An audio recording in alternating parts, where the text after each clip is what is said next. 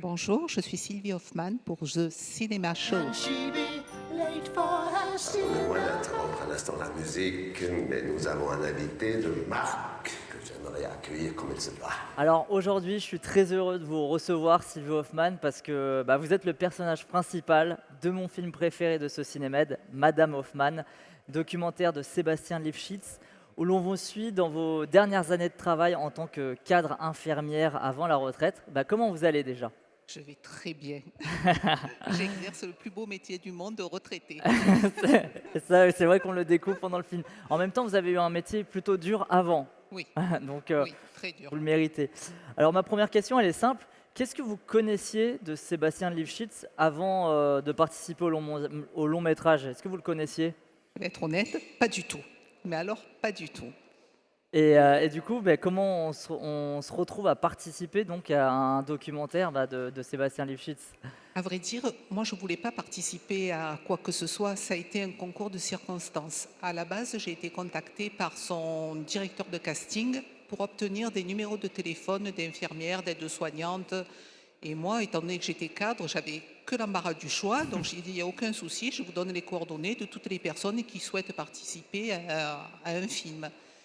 Et j'ai donné les coordonnées et la directrice de casting m'a mis en contact avec Sébastien qui, lui, voulait savoir le fonctionnement de l'hôpital, savoir comment ça fonctionnait. Et tout a démarré de là. Alors qu'à D'accord. la base, À la base, vous proposiez les collègues, je quoi. proposais mes agents pour faire le film. Et alors, qu'est-ce qui a fait que Sébastien vous choisisse et que vous acceptiez le projet?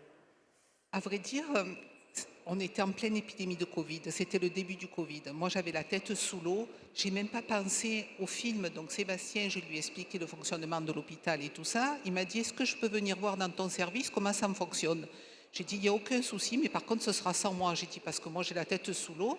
Donc, lui, il s'est positionné avec ses caméras, avec ses trucs, et il m'a vu que moi, je ne le calculais pas. Je vaquais à mes occupations à courir dans tous les sens. Et là, il m'a dit, ça sera toi. Et là, ça a été ma surprise parce que loin de là, l'idée m'avait effleuré que c'était moi, quoi. Donc vous avez très vite oublié en fait la caméra parce que en fait à la base c'était pas vous en fait, c'est grâce à ça que vous C'est avez ça. oublié la caméra. Mais la caméra, il faut se remettre en première épidémie de Covid où nous, à l'hôpital, on avait vraiment la tête sous l'eau, mais vraiment sous l'eau. Donc, qu'il soit là avec ses caméras, je lui ai dit, ne m'en veux pas, mais je ne te calcule pas. J'ai dit, parce que je suis trop occupée. Et lui, il m'a dit, non, mais fais ce que tu as à faire. Et voilà. Et lui, il a disparu de mon champ de vision. Et moi, j'ai couru dans tous les sens. Et lui courait avec ses caméras, avec ses micros, mais je ne le voyais même plus. Et ça n'a pas été compliqué de faire accepter des caméras comme ça dans un hôpital en temps de Covid? Ça, c'est lui qui s'est débrouillé pour avoir Ok. toutes les autorisations de la direction et tout ça. Moi, mon seul souci, je lui disais, c'est que dès qu'il mettait les pieds dans le service, je voulais que toute l'équipe ait un FFP2 sur la bouche et sur le nez, Ah pour ouais. protéger les patients, pour protéger tout le monde. Et les patients, comment ça se passait parce qu'ils sont à l'image certains, et est-ce qu'ils ont facilement accepté de tourner dans le Alors film? ça, c'est l'équipe de Sébastien. On lui Ok, avait encore dit une qu'il fois. fallait obligatoirement qu'on ait l'accord des patients. C'est pour les patients qui passaient à l'image. Donc lui, il allait demander. Il y a eu des acceptations, il y a eu des refus de certains patients et on a respecté. Parce que malheureusement, à l'hôpital, quand vous êtes déjà dans un milieu où vous souffrez et tout ça, mais par moments, ce que j'ai remarqué, c'est que j'avais tout un côté de mon service de soins palliatifs. Ça les a égayés. Ça a mis de l'animation à certains patients de voir quelque chose qu'ils ne voyaient pas d'habitude. Bah oui, en plus vous étiez c'est un service assez dur et c'est vrai que c'est triste et parfois c'est leur dernier moment et donc Et il ne faut pas que ça soit triste. ouais. Moi, ce que je disais toujours quand j'étais cadre dans ce service, c'est que l'important, c'est qu'ils entendent l'équipe rire, ils entendent qu'il y ait toujours la vie. Parce que même quand vous êtes en soins palliatifs, c'est bien d'entendre que la vie, elle continue. On le ressent en tout cas dans le film à travers vous et votre équipe. Et alors typiquement, comment du coup ça se passait un tournage avec Sébastien Lifshitz? Vous arriviez le matin, il vous accompagnait déjà, c'était... La plupart du temps, il me disait, bon, ce mois-ci, je viens de telle date à telle date. Donc, il venait à ma maison, il partait de chez moi, il me suivait. Malheureusement pour lui, il me supportait toute la journée parce qu'il y a eu des hauts, il y a eu des bas, il y a eu des moments forts, il y a eu des décès, il y a eu de la violence. Eh bien, il a fallu qu'il supporte tout ça. Et moi, je suis habituée, mais une équipe de tournage n'est pas habituée à vivre tout ça. Donc, presque des fois, j'avais peine pour eux de voir qu'ils devaient supporter tout ça. et rentrer à la maison avec toutes ces émotions aussi pour eux, quoi. Et le tournage, il s'est déroulé sur combien de temps? 1 an. 1 an? Et est-ce qu'il y a eu des moments qui ont été, bah voilà, vous commenciez à le dire, qui ont été plus durs? Est-ce qu'il y a des moments où même vous vous êtes dit: «Est-ce que je vais peut-être pas arrêter ce tournage?» ou ça a toujours été sûr? Quand vous donnez votre accord pour un tournage, vous ne savez pas ce que la vie vous réserve. Et malheureusement, la vie, elle m'a réservé beaucoup de difficultés durant ce tournage.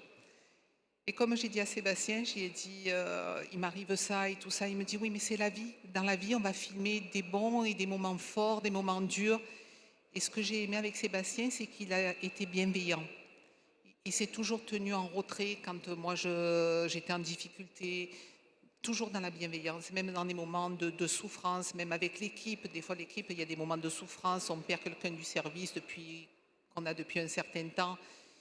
Il a su mettre la caméra, À bonne distance? à bonne distance et discrètement. Vous voyez, des fois, il se mettait d'un peu plus loin pour capter les moments, pour pas être envahissant. Et ça, c'est bien. Et je me demandais d'ailleurs, il y avait combien de personnes du coup dans son équipe de tournage? On avait celui qui s'occupait du son, celui qui, Ouais, peu cher, il portait cette caméra monstrueuse et qui courait dans tous les sens. Et il y avait Sébastien et il y avait un assistant d'accord. Ouais, donc 4 personnes qui. qui courait dans le service. OK. Mais moi, j'en reviens toujours pas qu'en temps de Covid, c'est pu passer et qu'il y a un service qui ait dit: «Bon, bah, OK, on accepte l'équipe». Et je trouve que c'est important que la population voit ce qu'on vivait nous à l'hôpital.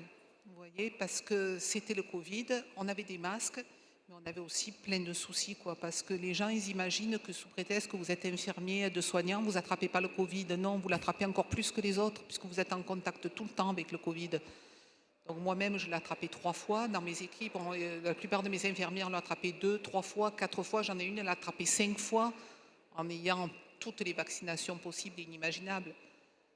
Alors le film, il se concentre pas que sur votre vie à l'hôpital et c'est Non. d'ailleurs là, vous répétez à plusieurs reprises d'ailleurs: «Bienvenue dans ma vie». C'est vrai qu'on rentre vraiment dans votre vie. Vous avez aussi accepté les caméras chez vous, dans Mm. votre entourage. Est-ce que ça a été facile à accepter? Ma maman, elle est très cool. Donc elle était contente. Elle a 87 ans. Donc elle avait des gens qui venaient à la maison. Elle était ravie. Mon mari, il était un peu moins. Mais enfin, l'avantage de Sébastien, c'est qu'il sait être discret. Voilà. Ouais. Donc il se met loin, il nous laisse vivre. Et on en arrive à l'oublier. Ça, c'est vrai que c'est la force des bons documentaristes. Quand ça dure longtemps, surtout, ça dure 1 an. Donc peut-être la première semaine, vous les voyez, tout Ouais. ça. Mais après, ils font partie des murs, vous les voyez même plus. Et votre mari d'ailleurs, il va bien? Nous, on l'a beaucoup aimé dans l'équipe. Il nous a fait rire à de nombreuses reprises. Malheureusement, on s'est séparés depuis. Ah bah voilà, bah, il va peut-être bien quand même. Voilà.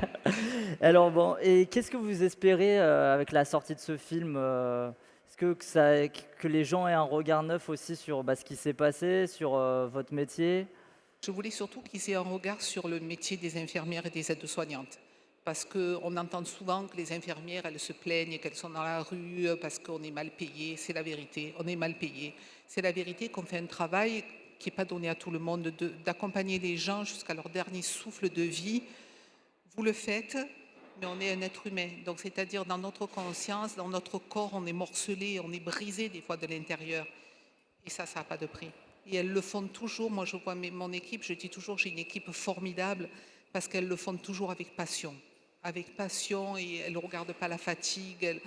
Elles vont jusqu'au bout de leurs limites à elles pour aider les gens. Et ça, je voulais vraiment que les gens se rendent compte de ce qu'on peut donner en tant que soignant. Bah, je pense que ça se ressent aussi au visionnage. Et vous me disiez juste avant l'interview que du coup, vous avez découvert le film à Angoulême, en Et avant-première, dans la salle pour la première fois. Qu'est-ce que vous avez ressenti du coup en découvrant le film pour la première fois? je ne savais pas les séquences qui avaient été, parce que vous tournez pendant 1 an. Ah ouais. Des fois, je me demande comment on peut faire en ayant toutes ces prises de vue pour faire quelque chose de déroulé comme ça et d'avoir une histoire avec un début et une fin. Et pour moi, c'est merveilleux parce que je vais avoir ce souvenir pour ma retraite. C'est un souvenir qui n'est pas donné à tout le monde. Ouais. Et est-ce que vous... Parce que quand on voit le film pour la première fois, on a vraiment l'impression aussi d'être en face d'une fiction, pas forcément devant un documentaire. On vous entend très peu parler face caméra. On a vraiment l'impression d'avoir vraiment un film comme on en voit voilà, au cinéma, des films avec des histoires de A à Z. Est-ce que ça vous a surpris ou est-ce que le projet était présenté déjà comme ça? Pas du tout. Moi, j'ai donné mon accord. Ils ont filmé des milliards de scènes, je ne sais plus combien d'heures de tournage. Et moi, ça m'a fait plaisir après de voir ce film, de voir ma maman, de voir ma fille, de voir tous ces souvenirs qui vont me rester, mon petit-fils. Et alors, comment vous appréhendez la séance de ce soir? Parce que Sébastien, en plus, Lifshitz, il n'est pas avec vous ce Et soir. non, ce soir, je suis toute seule. Non, moi, ce qui est important pour moi, c'est de voir la réaction du public. Voir s'ils arrivent à comprendre notre travail, à comprendre notre ressenti, notre vécu. Ça, c'est important.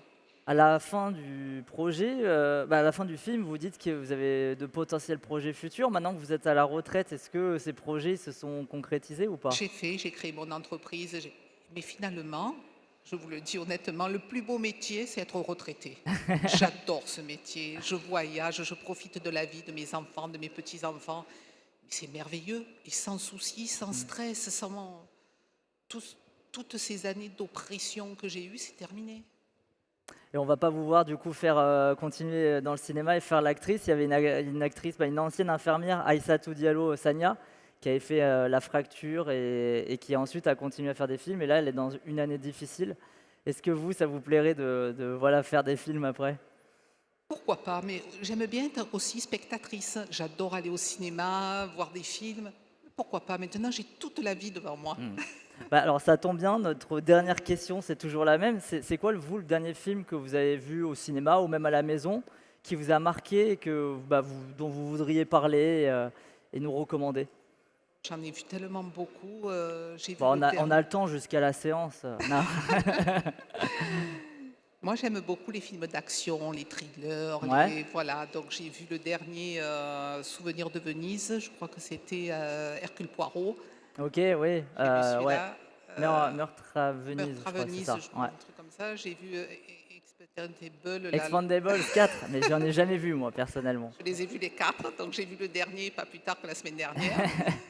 Je vais au cinéma régulièrement. J'ai vu Babylone, j'ai vu. Je crois que je vois tout ce qui sort à l'affiche. Ouais. C'est que du bonheur. Vous êtes assis, vous êtes avec votre popcorn, vous regardez, c'est magnifique. Au cinéma à plan de campagne, vous allez? C'est ça. Vous Euh, connaissez ma ville. Je connais. Gignac-Lanert, Marignane, tout ça, je C'est connais. ça. Merci beaucoup en tout cas. Madame Hoffman sortira le 10 avril prochain et je vous conjure d'aller le découvrir parce que c'est vraiment un film touchant, brillant et porté par vous, Sylvie Hoffman. Donc merci et merci à vous d'être venu nous en parler.